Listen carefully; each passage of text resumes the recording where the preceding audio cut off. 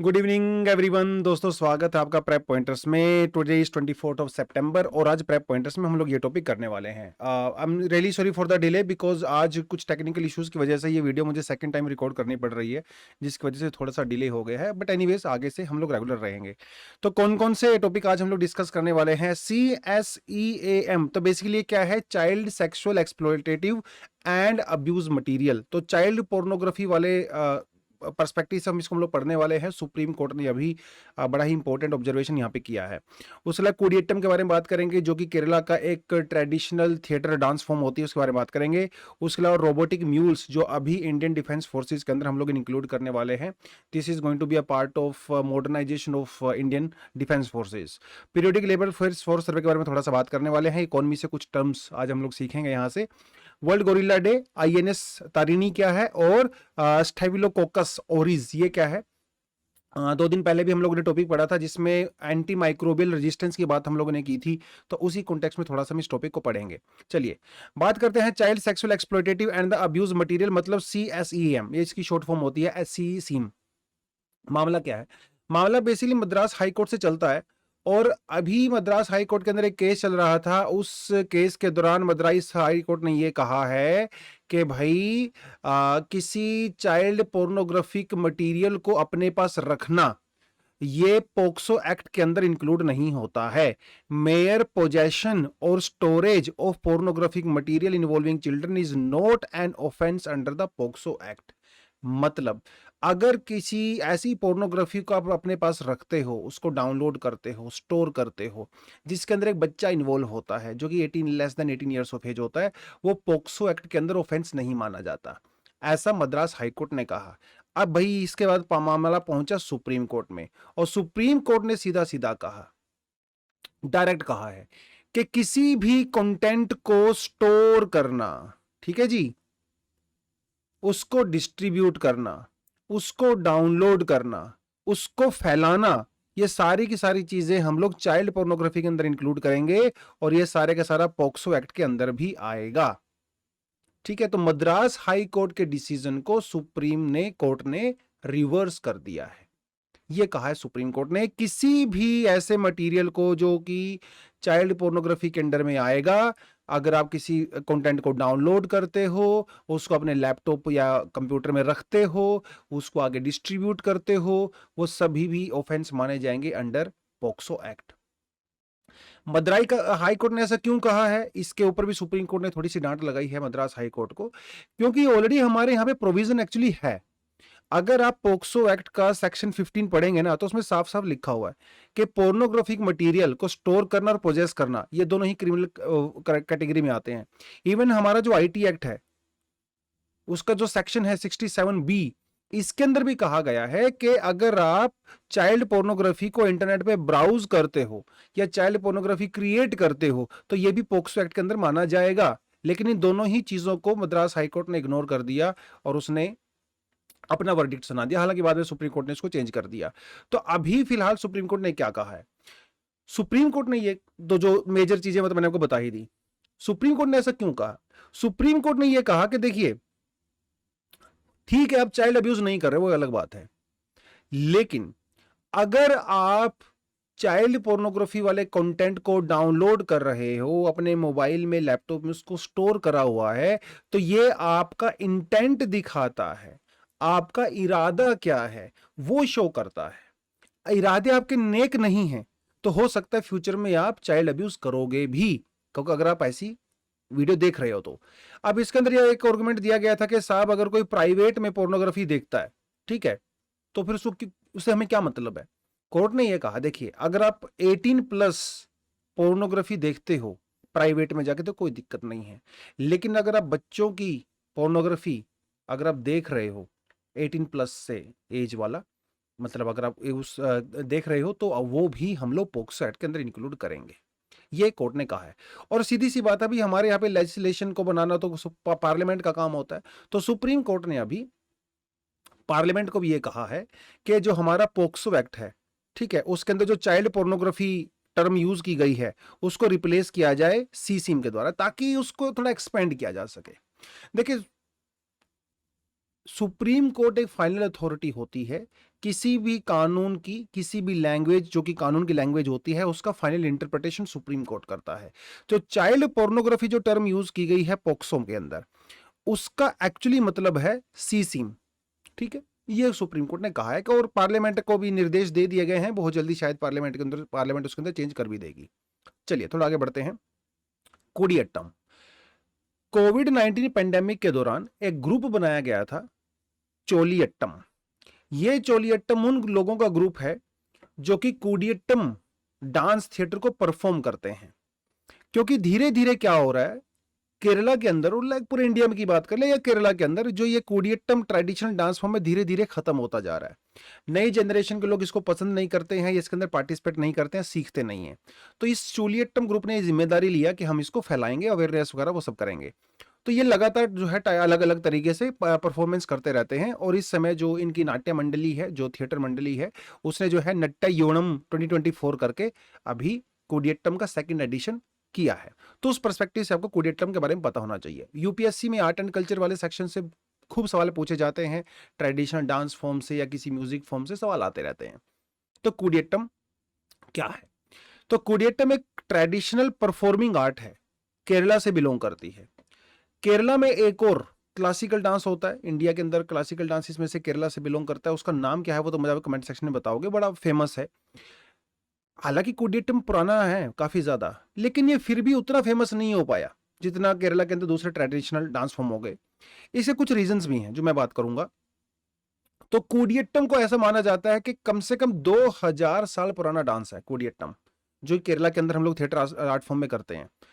इसका रेफरेंस आपको मिलेगा संगम लिटरेचर में। संगम लिटरेचर से पहले अलग अलग जो राजा लोग हुए हैं, एम्पायर्स हुए हैं, वहां पे भी इसका रेफरेंस आपको देखने को मिलता है। और बेसिकली कोडियट्टम जो है ना, वो एक संस्कृत थिएटर फॉर्म है। ठीक है, संस्कृत थिएटर फॉर्म है, लेकिन इसके अंदर संगम लिटरेचर से भी कुछ खूब सारे रेफरेंस लेके जो है वो बाद में किया जाता है।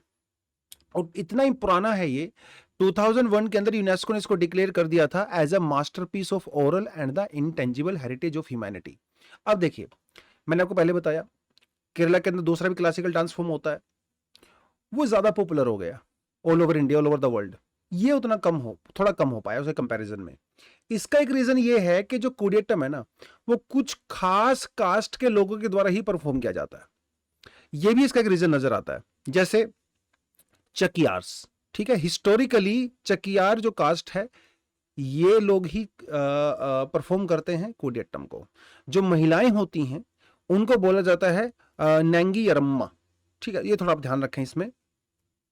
और ये कोई छोटा डांस परफॉर्मेंस नहीं होता, 12 घंटे से लेके 150 आवर्स तक जो है वो चलता रहता है, रुकता रहता है, ब्रेक होता रहता है, वो सब जो है वो चलता रहता है। और जो नॉर्मल म्यूजिक इंस्ट्रूमेंट यूज किए जाते हैं वो जो है, जो कि सदर्न इंडिया के अंदर मोस्टली यूज किए जाते हैं।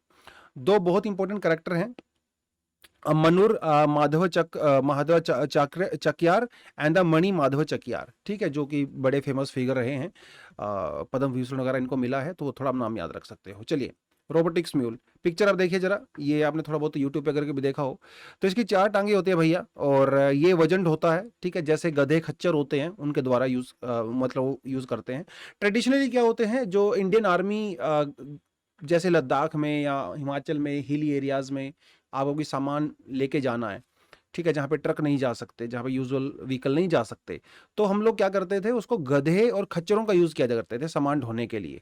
लेकिन उसमें दिक्कत ये रहती है, गधे खच्चर में वो बहुत ज्यादा कम टेम्परेचर पे या बहुत ज्यादा हार्श कंडीशन होती है, तो वहां पे सर्वाइव नहीं कर पाते, बेचारों की डेथ हो जाती है। तो अभी इंडियन हमारी आर्मी है, उसने ये डिसाइड किया है कि 2027 तक हम लोग किसी भी गधे या कच्चर को यूज नहीं करेंगे, उसकी जगह हम लोग टेक्नोलॉजी को इंट्रोड्यूस करेंगे। तो ये कुछ स्पेशल तरह के रोबोटिक्स बनाए गए हैं, रोबोट्स बनाए गए हैं, जिसे आप लोग रोबोटिक्स म्यूल कह सकते हो। ठीक है, वो हम लोग यूज करने वाले हैं। और ये 300 करोड़ रुपए का भी कॉन्ट्रैक्ट दिया गया है कंपनी को, और 1-2 साल में हम इसको एक्वायर भी कर लेंगे। ये जो रोबोट होते हैं बड़े ही मतलब -40 से लेके 55 डिग्री टेम्परेचर तक काम कर सकते हैं। और एक बार अगर आप इनकी बैटरी चार्ज कर दी, काफी देर तक ये परफॉर्मेंस कर सकते हैं भाई। कोई इनको बीमारी वाली टेंशन होती नहीं है। ये नदी को पार कर सकते हैं, 3 साल की आराम से ऑपरेट कर सकते हैं बिना किसी टेंशन के। एक बार में 15 किलोग्राम का जो वेट है वो कैरी कर सकते हैं, इससे ज्यादा भी कर सकते हैं कुछ बड़े वाले। तो बेसिकली हम लोग इसके अंदर टेक्नोलॉजी इंट्रोड्यूस कर रहे हैं बेसिकली। और ये जैसे जब हम लोग अपनी डिफेंस फोर्सेस को मॉडर्नाइज करने की बात करते हैं, तो ये उसके अंदर एक बहुत इंपॉर्टेंट फैक्टर माना जा सकता है। ठीक है, चलिए। जब 2020 में लद्दाख में गलवान में, उसके बाद से जब हमारा चाइना के साथ इशू हुआ, तो इंडियन डिफेंस फोर्सेस को रियलाइज हुआ कि भाई इतनी ऊपर टेरेन में अगर कल को चाइना के साथ हमारा युद्ध हो जाता है या पाकिस्तान के साथ हो जाता है, तो सामान ढोने की दिक्कत हमें आएगी। उस कॉन्टेक्स्ट में हम लोग इसको फ्यूचर के लिए बेसिकली अपने आप को रेडी कर रहे हैं एक सेंस में। पीरियोडिक लेबर फोर्स सर्वे, तो इसकी एनुअल रिपोर्ट आ चुकी है। हालांकि जनरली अगर देखा जाए तो पीरियोडिक लेबर फोर्स सर्वे है क्वार्टरली, हर 3 महीने के बाद आता है, लेकिन साल भर में भी इसकी रिपोर्ट आती है। Ministry of statistics programme implementation MOSPI के द्वारा इसको रिलीज किया जाता है। और ये बेसिकली एक काफ़ी बड़ा सर्वे माना जाता है, labour force survey. Door to door survey किया जाता है, और कितने लोग एम्प्लॉयड हैं, कितने लोग अनएम्प्लॉयड हैं, इन सब का डेटा जो है वो लिया जाता है। तो उस कॉन्टेक्स्ट में आप इसको याद रख सकते हो, रूरल और अर्बन, ठीक है, दोनों ही एरियाज का डेटा यहाँ पे कलेक्ट किया जाता है। कौन कौन सी डिटेलिंग जनरली यहाँ पे इंक्लूड की जाती है, ये 3-4 चीजें हैं। लेबर फोर्स पीरियोडिक सर्वे के अंदर हम लोग ये सब चीजें देखते हैं। तो पहली बात तो यह कि भाई ये लेबर फोर्स का मतलब क्या होता है। ठीक है, लेबर फोर्स का मतलब ये होता है कि 15 साल से ज्यादा के लोग, ठीक है, जो या तो काम कर रहे हैं, एम्प्लॉयड हैं कहीं ना कहीं, या फिर काम ढूंढ रहे हैं, उनको भी लेबर फोर्स का पार्ट माना जाता है। देखिए, जो काम ढूंढ ही नहीं रहा भाई, उसको तो आप लेबर फोर्स क्यों मानोगे, क्योंकि वो लेबर करना ही नहीं चाहता। हाँ, अगर आप करना चाहते हो और अगर आपको काम नहीं मिला है, वो बात अलग है कि नहीं मिला है, लेकिन करना तो चाहते हो ना, तो आप लेबर करने के लिए तैयार हो, तो आपको हम लोग लेबर के अंदर इंक्लूड करेंगे। लेकिन जरूरी नहीं है कि जो लेबर है वो वर्किंग भी हो। कोई आदमी काम ढूंढ रहा है लेकिन उसको मिला नहीं है, वो लेबर तो है लेकिन वर्किंग नहीं है, तो उसे हम लोग WPR के अंदर इंक्लूड करेंगे। ठीक है, वर्किंग पॉपुलेशन में इंक्लूड करें। फिर एक हमारे पास आता है UR मतलब जो कि अनएम्प्लॉयड होते हैं। सीधी सी बात है भाई, आप लोग को काम मिला ही नहीं, आप अनएम्प्लॉयड भी हो। फिर एक आता है यूजुअल स्टेटस की बात करते हैं, तो इसमें हम लोग 1 साल का रेफरेंस पीरियड मानते हैं कि 1 साल में एक आदमी ने कितना काम किया है। फिर एक जो वीकली मानते हैं, भाई आप वीकली एम्प्लॉयड हो या अनएम्प्लॉयड हो सकता है पिछले हफ्ते आपने काम किया था, इस हफ्ते आपके पास काम ही नहीं है, तो वीकली भी हमारा एम्प्लॉयमेंट स्टेटस चेंज होता है, ईयरली भी होता है। तो उस केस में हम लोग ना 2 चीजें यहाँ पे कंसिडर करते हैं। एक होता है प्रिंसिपल एक्टिविटी सर्वे, इसमें आप 1 साल को रेफरेंस पीरियड मानते हो। तो इसमें सीधा सीधा सा कहने का मतलब ये होता है कि अगर एक आदमी 1 साल में 6 महीने से ज्यादा काम कर रहा है, तो उसको हम लोग एम्प्लॉयड मानेंगे। अगर आप 1 साल में 7 महीने काम कर रही हो और 5 महीने काम नहीं कर रहे हो, टेक्निकली आप साल भर एम्प्लॉयड हो। ठीक है जी, एक तो ये रेफरेंस पीरियड होता है। दूसरा रेफरेंस पीरियड होता है कि सब्सिडरी इकोनॉमिक एक्टिविटी स्टेटस, मतलब अगर आप 1 साल में, ठीक है, जैसे 7 महीने थे, यहाँ पे 8 महीने मान के चलिए, आपको 30 डेज एक्स्ट्रा जोड़ देंगे। ठीक है, तो जैसे आप 182 डेज प्लस 30 डेज अगर आप काम कर रहे हो, तो फिर आपको सब्सिडरी इकोनॉमिक एक्टिविटी माना जाएगा।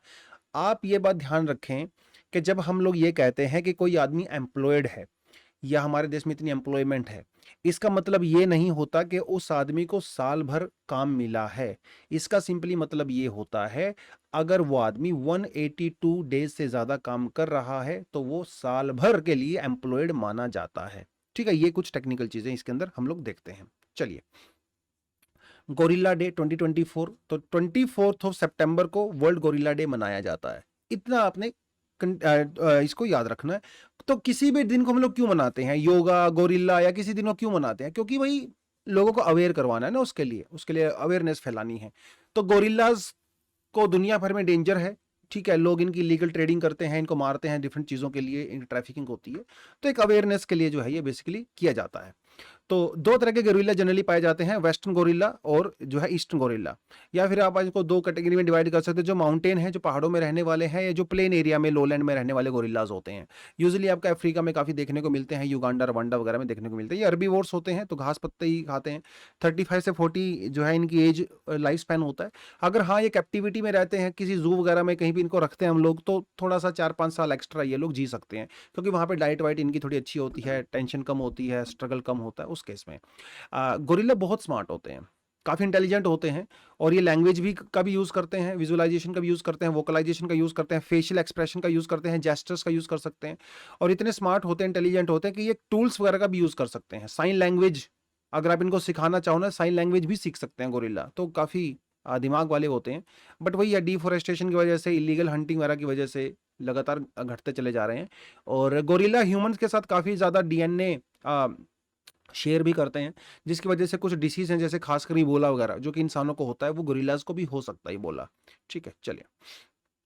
आईएनएस तारिणी क्या है?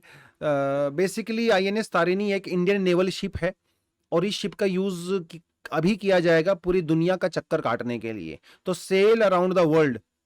ठीक है, 8 महीने के अंदर क्या होगा, हमारी 2 नेवल ऑफिसर रहेंगी, वीमेन ऑफिसर हैं, वो इस शिप का यूज करेंगे पूरी दुनिया का चक्कर काटने के लिए। पहले भी इस शिप का यूज किया जा चुका है 2017-18 के अंदर। ये सेकंड मिशन है, इतना बस आपको याद रखना है। ठीक है, लेकिन ये तारा तारिणी क्या है, मतलब इसका जो नाम रखा गया तारिणी किस लिए रखा गया है? तारा तारिणी एक टेम्पल है जो कि आदि शक्ति को डिवोटेड है। ये ओडिशा के अंदर पड़ता है, इतना आपने याद रखना है। जो ऋषिकुल्या रिवर है ओडिशा के अंदर, ठीक है, इसके किनारे पे पड़ता है। ऋषिकुल्या रिवर जहां डेल्टा बनाती है वहां पे जो है आपको टर्टल्स भी देखने को मिलते हैं, ओलिव रिडले टर्टल्स जिनको बोला जाता है, वो काफी ज्यादा देखने को मिलते हैं ऋषिकुल्या रिवर के डेल्टास पे। ये एडिशनल इंफॉर्मेशन आप इसके लिए याद रख सकते हो। ठीक, चलिए। स्टेफिलोकोकस ओरियस क्या है? ठीक है, देखिए, वैसे जैसे टॉपिक हम लोग 2-3 दिन पहले किया था, दोबारा थोड़ा सा बता देता हूं, वो टेक्निकलिटी में नहीं जाना, बेसिक बेसिक 1-2 इन्फॉर्मेशन याद रखनी है। जब हम लोग बहुत ज्यादा एंटीबायोटिक कंज्यूम करने लगते हैं तो हमारी बॉडी के जो बैक्टीरियाज हैं जिनके अगेंस्ट में हम लोग दवाई यूज करते हैं, धीरे धीरे वो बैक्टीरिया एक डिफेंस मैकेनिज्म बना लेते हैं और उस दवाई का असर हमारी बॉडी पे कम होना शुरू हो जाता है, जिसे हम लोग ये कहते हैं कि भाई हमारी बॉडी जो है वो इम्यून हो चुकी है इन दवाइयों से। हमारी बॉडी एक रेजिस्टेंस डेवलप कर लेती है जिसे हम लोग एंटी माइक्रोबियल रेजिस्टेंस कहते हैं। मतलब आप जितनी मर्जी दवाइयां खा लीजिए, अभी वो दवाई आपकी बॉडी पे असर नहीं करेगी, वो उस बैक्टीरिया को जाके नहीं मारेगी जिसके लिए उसको यूज किया जा रहा है। एंटी माइक्रोबियल रेजिस्टेंस इसको बोलते हैं। ठीक है, तो हुआ ये कि हम लोग क्या कर रहे हैं, एक दवाई है वैंकोमाइसिन जो कि एंटीबायोटिक होती है। इस दवाई का हम लोग इतना ज्यादा यूज कर रहे हैं, इतना ज्यादा यूज कर रहे हैं कि इसकी वजह से बैक्टीरिया हमारी बॉडी में मरने बंद हो गए हैं। हार्मफुल बैक्टीरिया, देखिए, हेल्प अच्छे वाले बैक्टीरिया भी बहुत सारे होते हैं, हम यहाँ पे सिर्फ हार्मफुल बैक्टीरिया की बात कर रहे हैं। उसका नाम है स्टेफिलोकोकस ओरियस और इसकी वजह से बहुत ज्यादा बीमारियां होती हैं। 2019 के अंदर एक सर्वे किया गया था जिसमें यह बताया गया था इस वायरस की वजह से पूरी दुनिया में लगभग 1 लाख लोगों की डेथ हो चुकी है।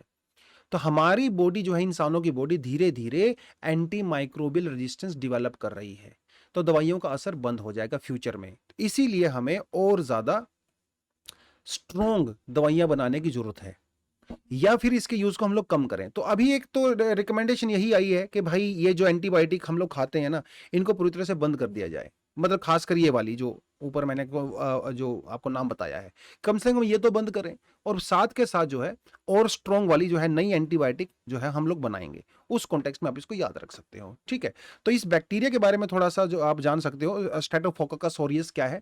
ये एक ग्राम पॉजिटिव स्फेरिकल शेप का एक बैक्टीरिया होता है। आपसे एग्जाम में इतनी डिटेल कोई नहीं पूछेगा, वो सिंपली आपसे ये नाम बोलेगा और बोलेगा भैया बताइए क्या है, ये वायरस है, ये कौन सा पैथोजन है, ये एंजाइम है, ये प्रोटीन है, ये वायरस है, ऐसे पूछेगा आपसे सवाल। तो आपने थोड़ा सा बस उस कॉन्टेक्स्ट में नाम याद रखना है। जो है स्टेफिलोकोकस ऑरियस, ये एक बैक्टीरिया होता है। ठीक है, ये बैक्टीरिया धीरे धीरे हमारी बॉडी में एंटीबायोटिक रेजिस्टेंस डेवलप कर रहा है, जिसे हम लोग कहते हैं मेथिलाइसिन रेजिस्टेंस एस ओरियस, MRSA उसको बोलते हैं। इसके लिए हमारे पास कोई वैक्सीन नहीं है। ठीक है जी, बस आप लोग क्या कर सकते हैं, इसका कम से कम यूज कर सकते हैं, अपने इम्यून सिस्टम को इंप्रूव कर सकते हैं। बिना ऑक्सीजन के भी ये वायरस एक्टिव रहता है, इसको ऑक्सीजन की भी रिक्वायरमेंट नहीं होती है। ठीक है, तो इसलिए काफी ज्यादा पोटेंट होता है ये। चलो, तो आज इतना ही करते हैं। Thank you very much, all the best, जय हिंद।